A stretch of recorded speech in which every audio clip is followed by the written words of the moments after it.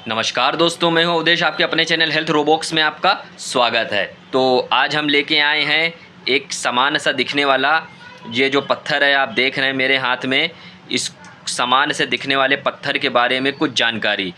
तो दोस्तों, ये जो सामान्य सा आपको एक चतुष्फलकी और अष्टफल की संरचना में ये जो पत्थर दिख रहा है, इसको दरअसल हम, इसके जो प्राकृतिक नाम है उसका फिटकरी, जी हाँ, हम इसको फिटकरी के नाम से जानते हैं, ठीक है, जिसको हम एलम भी बोलते हैं। तो आज हम बात करेंगे इसके बहुत से चमत्कारी फ़ायदों के बारे में, ठीक है, इंटरनल और एक्सटर्नल फ़ायदों के बारे में, कि आखिर इसका जो है हेल्थ पे हमारे क्या इफ़ेक्ट पड़ता है, और इसके आयुर्वेद में भी इसको एक चमत्कारी पत्थर के बारे में बताया गया है। तो आई होप इससे पहले जो है आप हमारे चैनल हेल्थ रोबोक्स को सब्सक्राइब कर दीजिए और बेल आइकन को प्रेस कर दीजिए, जिससे कि समय समय पर आपको हेल्थ संबंधी जानकारी और उसके फैक्ट के बारे में आपको जानकारी मिलती रहे।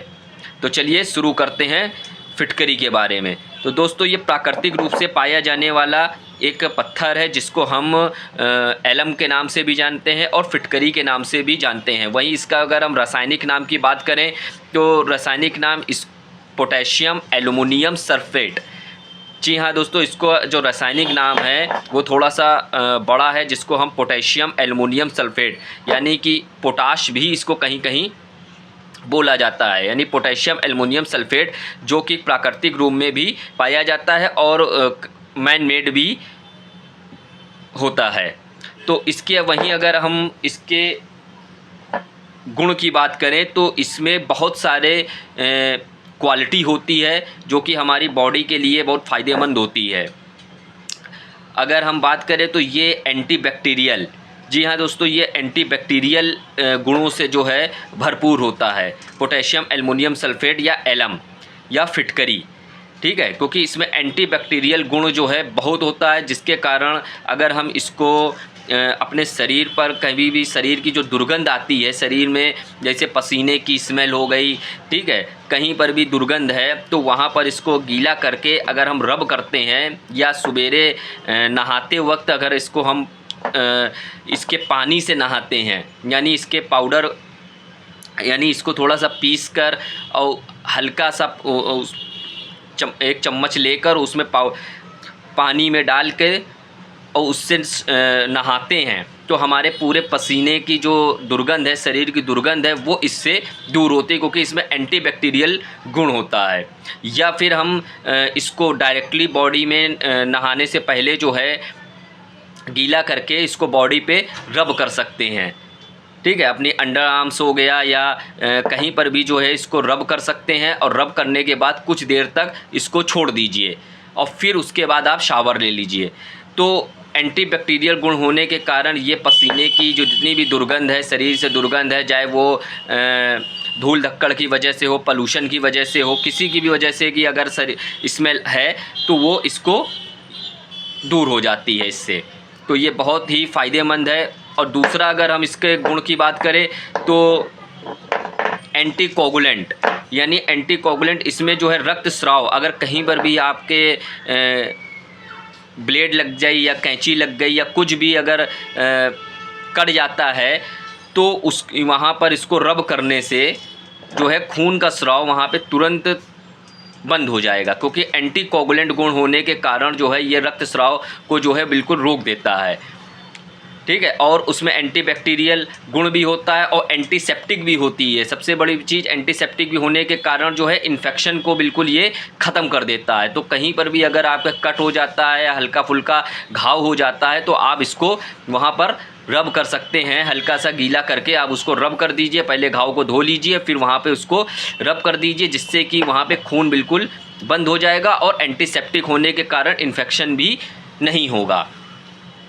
तीसरा अगर हम इसके गुण की बात करें तो स्किन, तो स्किन को ये ग्लो करने में भी फ़ायदेमंद होता है, और स्किन में जो मुहासे होते हैं, ठीक है, मुहासे हो गए और छोटे छोटे दाने हो गए या पोल्यूशन के कारण जो है स्किन एलर्जी जो है वो हो रही है, तो उस पर भी, स्किन में भी अगर इसको हम रब करते हैं तो उससे भी फ़ायदा होता है।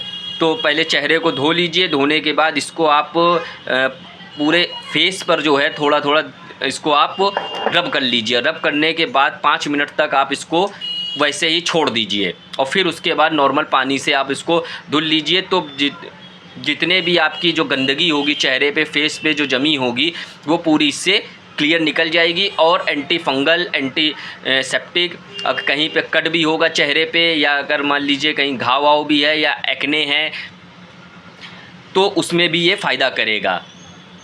जैसे मुहासे में जो है हल्के से पिंपल्स होते हैं और वहाँ पे इन्फेक्शन पैदा हो जाता है, तो उसको भी ये क्लीन करेगा। तो ये प्रॉपर्टी इसमें जो है बहुत अच्छी पाई जाती है ये फिटकरी में।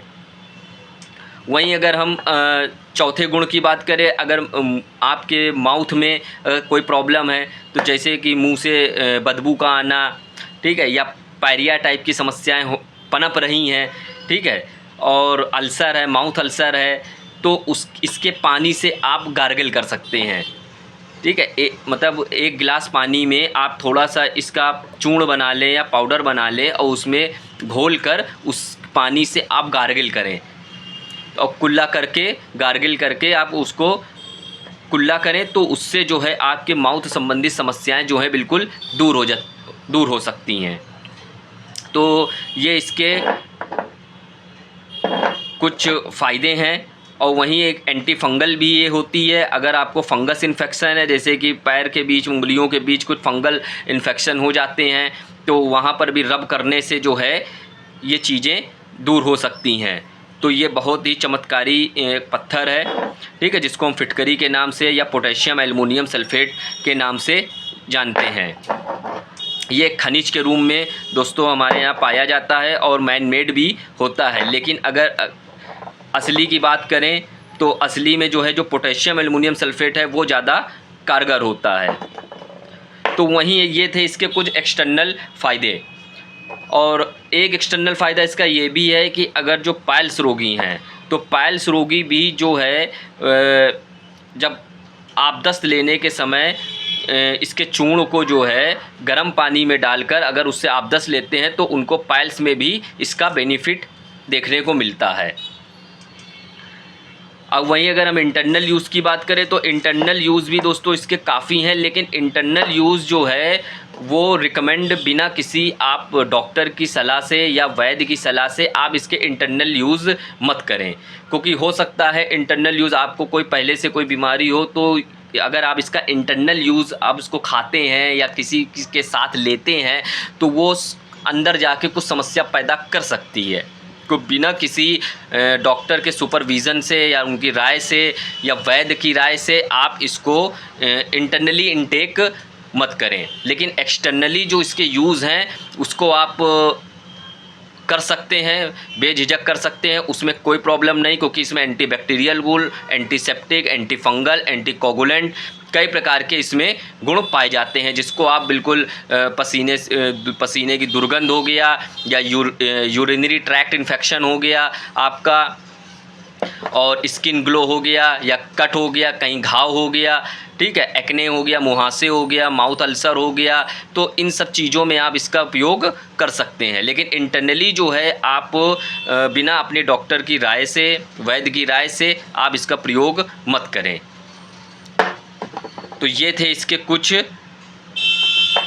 फ़ायदे।